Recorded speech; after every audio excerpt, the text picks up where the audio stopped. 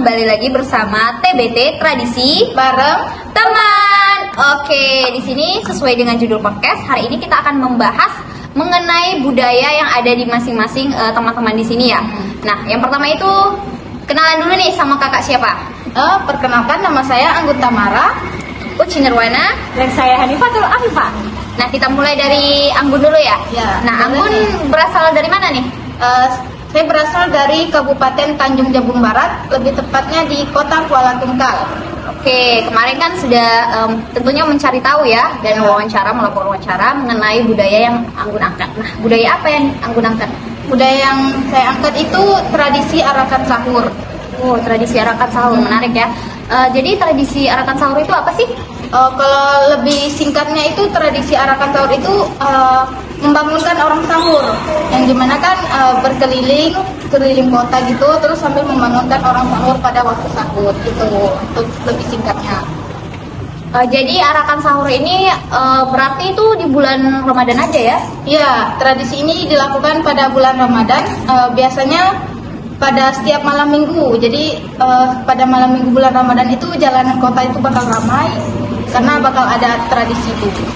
Nah, di dalam acara tradisi arakan sahur ini apakah ada hal-hal tertentu yang ada di dalamnya kayak alat musik atau apa gitu? Kalau untuk alat musiknya itu ada seperti pentungan yang dari bambu itu, terus ada beduk. Nah, terus karena seiring berkembangnya waktu nih, berkembangnya zaman, ditambah tuh alat musiknya ada yang ada dari biola juga, terus ada alat musik lainnya gitu.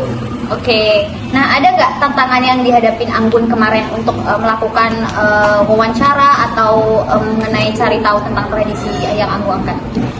Kalau untuk tantangannya sendiri tuh sepertinya sulit untuk menemukan orang yang mau diwawancara, karena orang tuh ada yang gimana ya jelasinnya gitulah. Pokoknya intinya sulit mencari orang yang mau diwawancara aja. Oke. Nah, kalau untuk Uci sendiri nih dari mana nih asalnya? Oke, aku berasal dari Kabupaten Muaro Bungo, lebih tepatnya itu Kota Bungo ya, di Kecamatan Batintigo. Nah, adapun budaya yang aku ambil kemarin itu tentang krinok. Apa tuh krinok tuh? Oke, krinok ini adalah sebuah nyanyian yang dituangkan dalam bentuk lagu. Nah, krinok ini pada zaman dahulu ini istilahnya itu perasaan tertekan batin antara perempuan atau laki-laki yang merasa. Jadi dalam krinok ini, dalam bentuk nyanyian ini ada nada-nada yang mendayu-dayu yang harus dikasih hati. Berarti sakit hati, hati antara laki-laki dan perempuan. Nah, krinok ini biasanya dimainkan atau dilaksanakan pas kapan nih? Apakah ada acara-acara tertentu gitu atau cuman dimainkan sehari-hari? Zaman dulu krinok ini biasanya dibunyikan di mana saja bisa, tapi sebagai budaya yang harus dilestarikan ya, krinok sekarang itu susah ditemui dan juga tentunya ada di acara-acara tertentu seperti ada acara pesta pernikahan, acara-acara besar di Muaro Bungo atau acara-acara yang ada di dusun kayak pacu perahu itu ada pasti. Kalau untuk tantangannya sendiri nih, apa nih tantangan pas pada saat mau wawancara tuh? Hampir sama Anggun tadi ya. Tantangan yang aku hadapin itu tentunya susah mau mencari orang yang mau kita wawancara karena kebanyakannya yang lebih tahu tentang krinok ini kebanyakan itu orang tua-tua tapi sudah tidak ada lagi. Tapi alhamdulillah kemarin ketemu sama penyanyi yang lebih tahu kisahnya itu. Alhamdulillah ya. Iya, alhamdulillah. Oke, terakhir ya. Ya. Selanjutnya kita cari tahu nih sama kakak sebelah Siapa ini. nih? Baik, jadi tepatnya ada di Kabupaten Sarolangun, Kecamatan Singkut, itu ada tradisi kuda lumping pada bulan Suronan. Menarik. Kuda lumping itu apa ya? Jadi kuda lumping itu sebuah tradisi atau seni yang berisi penari-penari dengan diiringi alat musik seperti gamelan. Itu kapan tuh dilaksanakannya tuh? Jadi kuda lumping ini dilaksanakannya pada bulan Suro. Ada juga pada acara-acara tertentu di desa. ada nggak tantangan yang Hanif hadapin kemarin itu untuk mencari tahu tentang budaya yang Hanif ambil? Tentunya pasti ada tantangannya, yaitu untuk mencari narasumbernya. Untuk mencari narasumbernya itu mengalami kesulitan karena orangnya ada yang sudah meninggal. Tetapi saya menemukan salah satunya yaitu ketua organisasinya. Jadi saya melakukan wawancara kepada ketua organisasinya. Ternyata banyak juga ya tradisinya. Menarik juga ya, Iya. tradisi yang harus kita lestarikan untuk kedepannya gitu sebagai generasi muda. Wah, dari podcast kita hari ini tuh banyak banget ya budaya yang baru kita tahu juga dari teman-teman semua. Iya, ternyata banyak ya. Banyak budaya yang menarik yang harus kita kembangkan dan lestarikan terus. Nah, Indonesia ini kan adalah salah satu negara dengan keberagaman budaya yang paling banyak, ras, suku, agama, etnis, dan lain-lain. Nah, tentunya kita sebagai generasi muda itu harus mari kita lestarikan budaya Indonesia. Yeay.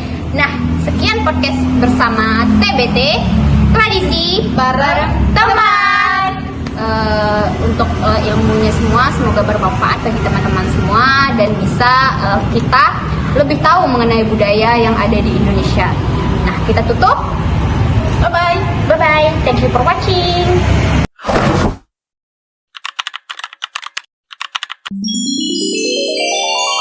Assalamualaikum warahmatullahi wabarakatuh. Waalaikumsalam warahmatullahi wabarakatuh. Perkenalkan, nama saya Anggun Tamara Rahmadinsa. Saya dari Universitas Jambi, Prodi PPKN Angkatan 23. Sebelum itu, izinkan Abang memperkenalkan diri dulu. Oke, nama Abang Muhammad Syariful Irsyad. Sekarang bekerja di Bapeda, Badan Perencanaan Pembangunan Daerah di Kabupaten Tanjung Barat. Di sini kami ingin tanya-tanya nih seputar tradisi arakan sahur. Boleh? Nah, sebelumnya apa sih tradisi arakan sahur ini, Bang? Kalau tradisi arah sahur itu biasa untuk standarnya sih untuk bangunin orang-orang sahur di dalam bulan Ramadan ini. Itu secara singkatnya. Itu tuh tradisi arakan sahur itu apakah ada orang yang berperan penting dalam pelestarian dan pengembangan tradisi ini? Biasanya yang arakannya, yang pesertanya itu remaja-remaja dari usia 12, 18 sampai 20 tahunan. Dan untuk pelestarian itu sekarang lagi dipegang sama dinas pariwisata dan pemuda olahraga di Pemda Kabupaten Tanjung Barat sih.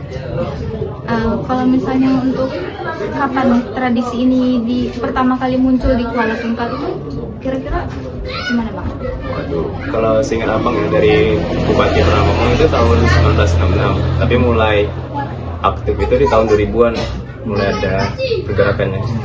Jadi perkembangannya dari masa awal hingga saat ini bagaimana, Bang?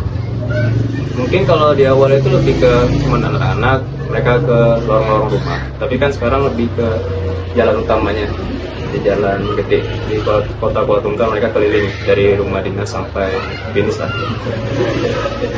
Biasanya itu di mana saja acara tradisi arakan sahurnya ditunjukkan? Apakah ada lokasi-lokasi tertentu? Lebih ke keliling kota aja sih, di keliling kota Kuala Tungkal dari jalan gedenya. Pokoknya startnya biasa di rumah dinas atau di kantor bupatinya. Mengapa sih tradisi arakan sahur ini dianggap penting dalam budaya masyarakat di kota Kuala Tungkal ini? Apakah ada makna-makna sosialnya gitu? Tradisi ini mungkin yang nggak penting karena kebiasaan ya, yang telah dilakukan selama di hampir 20 tahun lebihan mungkin ya. Dan itu jadi kebiasaan di bulan Ramadan, sesuatu yang spesial. Terakhir nih, Bang, Yeah. Bagaimana sih proses pelaksanaan tradisi arakan sahur nih, dan apa-apa saja alat musik yang biasa digunakan untuk kayak yang Abang bilang tadi pas acaranya gitu? Oke, biasanya sih untuk alat musik ya. Kalau awal-awal arakan itu cuman beduk sama potongan bambu. Tapi sering zaman dan perkembangan waktu, dia juga nambah-nambah alat tradisional kayak gemelang, agra, dan mungkin alat tradisional kayak biola. Dan untuk pelaksanaannya ya biasa 3 gerobak untuk alat musik, 3 gerobak untuk market atau hiasan kayak miniatur masjid, ketupat ataupun yang terkait dengan Ramadan lah. Mungkin itu saja yang kami tanyakan. Oke. Kami ucapkan terima kasih pada Abang.